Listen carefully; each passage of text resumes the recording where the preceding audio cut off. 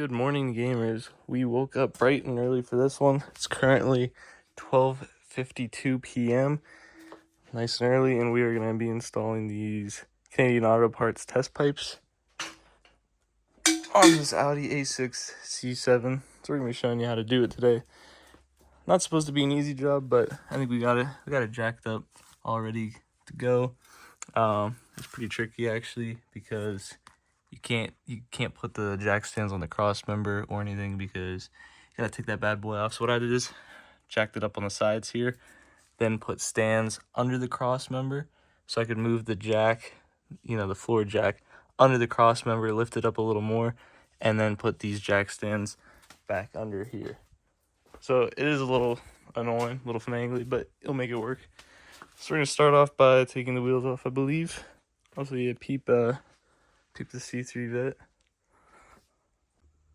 Little drop of oil. You can probably use any type of impact for this job, but I know my Crossmember bolts were pretty stuck last time I took them out, so I'm using an air impact. See, if I'm doing this job in slides, come on now, you can do this DIY at home. I've never done it before, but I think we can do it pretty easy. Alright, so we got the wheels off, and now we're going to take the Fender Liners out. I mean, there's a couple things we got to do here. Doesn't really matter the order, but I'm going to do it this way first. A nice little warm-up, do the easy stuff. I did this in my motor mount video, so if you need help, go check that one out. I'm going to get straight into it and skip to the good stuff for you guys. Alright, so while my assistant takes out the Fender Liners, once he wakes up, while he does that, I'm going to be taking off the Crossmember brace, and we have a problem. I'm too low, and you can see I hit this bad boy a lot, and it actually folded the lip up over the bolt, so I gotta bend that back now before I can take that bolt out. I might try and hit it with a hammer, or I'm gonna heat it up with a torch and then put some pliers on it and bend it back. That'll probably be what I'll try first. I'll be back. As you can see, I was able to unfold it there. See, this is flat, so I'm gonna bang that out once I get this off anyway. But yeah, so you gotta remove all these 18mm bolts. Don't put the wheels back on the ground until you put the Crossmember back in after the install process.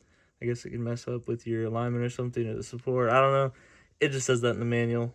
Don't put the wheels back on the ground while this is removed. So we're going to do that. And at the same time, we're also going to remove, let me grab the light. We're going to remove these heat shields on both sides. You can see it's just a couple 10mm bolts. I believe it's 3 on each side. Once you get the Fender Liners off, I got them over there. Same thing on this side. You can see a nut, a bolt. Alright, so here we got Alex removing the subframe. So I'm just using my head frame, the Crossmember, with that 18mm.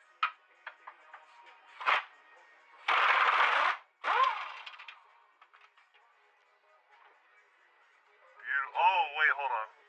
So for these bad boys, you just gotta pinch them with a pair of pliers and get them out. There's 3 of them, at least on my car. All right, now we're gonna remove the resonator muffler, whatever in the manual is called the muffler. It's a 13mm bolt here on each side, and then you also got 3 12mm bolts or nuts up top. So we're gonna remove them. And while you're here, you might as well replace the flex pipes or something because these cause a lot of rattling issues. I'm sure if you're doing this job, you already know about that. But yeah, straightforward PV blaster, heat if you need it, and yeah, we're gonna get them out of here. Anywho, here's the setup I use, just wobble extensions, so you get a little bit of play. Get these at Harbor Freight, a whole pack of them, they're amazing.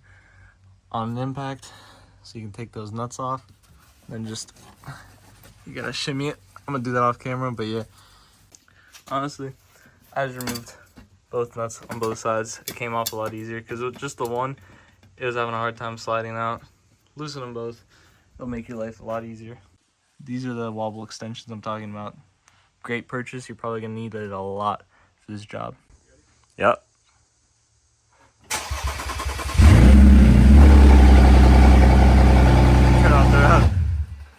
Alright, while you're under here, now we're going to remove this joint off the steering box, rack, whatever you want to call this. It's a 10mm triple square. You can get a box of these on Amazon for pretty cheap. And so this is going to give us more space. Move that bad boy. Alright, so this thing just slides off there real easy. And then, so you don't actually pull it out, you push it straight up. Let me show that one more time. So it'll be down like this, and you just slide that John up in there till it hits. All right, now we're removing the intake, straightforward. All right, so that connector pops off pretty easy because we gotta remove the throttle body. It's just 4 T30 bolts, pretty straightforward. Just got some paper in there blocking off. You can see there's nothing else connecting it, just that thing, that plug and 4 bolts. So we're gonna unplug the O2 sensor now. So you're just gonna slide these bad boys out of the way because the plug is underneath of them. I'll show you in a second. All right, now we're removing the O2 sensors. This is my setup, a little breaker bar. Put it down on there, get that rental tool socket from O'Reilly's or AutoZone. You don't gotta pay for it. And then you just boom like that, and it's free. So we're gonna take it out all the way now. I got that drawn out, as you can see. I didn't even unplug it from the connector because that was too hard. I just kept twisting the wire. We'll see if I can get it unplugged later, or I'll just leave it like that and pre-twist it to the left before I put it in and then untwist the wire. We'll see. For the oxygen sensors, my method of twisting it up prematurely wasn't actually working. So what I ended up doing is cutting these 2 zip ties to loosen this up because it was tied in there, and then feeling around, pulling this off the tab that it's on. You gotta pull it towards the windshield and it'll come off. Probably not gonna end up putting it back on. I'm just gonna tie it up out of the way so it doesn't hang on the exhaust, and put this in first now. For the other side, same thing. I ended up pulling it out. I had to cut one little zip tie.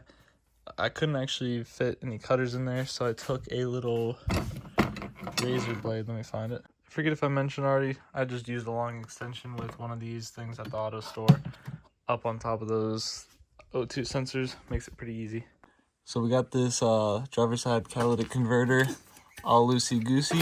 As you can see, she's ready to come out. We just gotta make space. So we're gonna take this trans mount off. You just need to remove these 4 triple square 12mm bolts. You don't need to remove these ones, and you gotta brace the transmission like that. And we're gonna slowly lower it once we get these bolts loose. Alright, so we lowered the transmission after getting those 4 bolts out, and I just lowered it until the drive shaft was resting like right on top of that plate. I don't want to stress it too much. We might need to go lower though for the passenger side. If you have to go super low, I would recommend unbolting the drive shaft at least. We're gonna see if we're actually gonna do that. All right, now we're gonna remove that bolt right there on the spring. Ignore the one right below it. Oh yeah, that's a 13 by the way. You're probably gonna have to hold a wrench on the other side like this. I'm just recording stuff as I figure it out. So here we're accessing through the, well, not accessing, but looking through the wheel well. What I did is I took this long wobble extensions, put a lot of them on there, slide it up through there like that, and then up here you can basically see where you're gonna put it on there. It's hard to do this with one hand, you get the gist.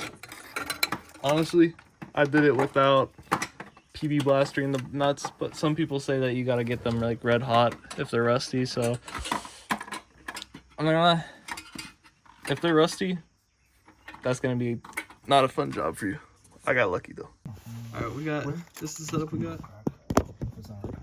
Was it always like this? It's hard to tell, but we got this deep socket on here and a string of extensions coming down through. I'm recording, bro. Now you're in the video. That's crazy. Alright, so this is gonna be more of a tips and tricks video, not a how-to. So what I did is, you see this piece of foil, the heat shield? I sliced that bad boy open. So now you can see right in there, I got the, you'll get easy access to the top bolt on the driver's side, hopefully the passenger side too. And you can stick a wrench in there, boom. Nice little tip and trick. I forgot to mention, you gotta take this piece of plastic out of the way of that heat shield. It's covering it up down there. We're just gonna fold the heat shield back when we're done. That's where it's cut. So we got this driver's side catalytic converter all loosey-goosey. As you can see, she's ready to come out. driver's side out. Didn't really have to remove too much. Cat looks in pretty good shape. We got our juicy little friend here hanging out, working on the car with us. So here's the setup we got. We got a couple wobble extensions with a swivel on the end. All right, and that swivel on the end has a triple square going to that bolt. It's like around here somewhere. Long story short, it's for this coolant hose underneath. Dang, this is a horrible video. Oh, right here. It's for this hose, so you can get it out of the way. And then there's a 230 on the bottom. So this is the array of extensions we got. All wobbles, 3/8. This we don't need the 1/4 inch. At least I haven't needed it yet on this side. Impact, and I was able to get the. Let me grab the flashlight. I was able to get both the top and the bottom nut off pretty easy with the transmission already lowered, so I recommend having the transmission lowered for the other side too. The other side was more difficult, probably because I didn't have it lowered. We're gonna try and get the back side now. You can see it through here, right there, through this passenger wheel well. So I'm gonna try and get it with these same extensions now and update you. All right, you can see we're trying to get the inside bolt there. We got a bunch of extensions going on through down to here, right around right below the trans brace. I'm going to show the extensions once we get it out. Here's the extensions I used to get that inside bolt. We got it out, and let me show you underneath. Didn't have to drop the trans anymore. It made it way easier having the transmission already lowered. This bracket, or this hose was kind of in the way. Like I said though, if you just remove this bolt and the one up top that I tried to show you, that one right there, you can see it's got a lot of free play. So you just kind of want to pull it back towards the back of the car, and you'll be able to slide the cat out. Bend this a little bit, and it actually came out with a decent amount of space. You don't have to move the trans left or right like you do on some of the, like the S4 and the S5. But yeah, so now we just got to put them in real quick. So the test pipes don't appear to be marked left and right from what I can see, so I just lined up the old catalytic converters to compare. You can see the O2 sensor positions are different, so use that and you'll figure it out.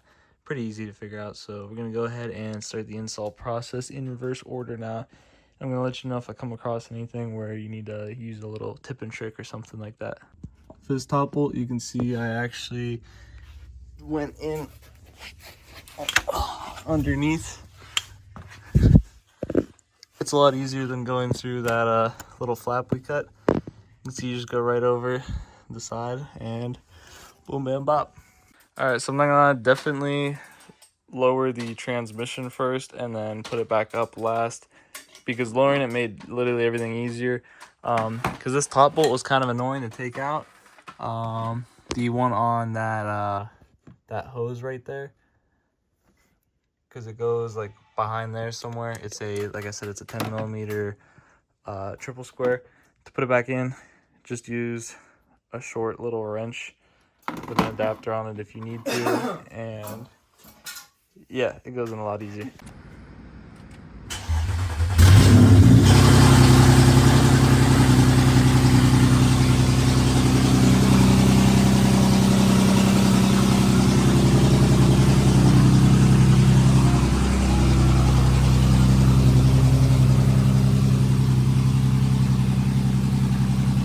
Sounds cool like that. That's always a vent now. Yeah, but it's like a V8.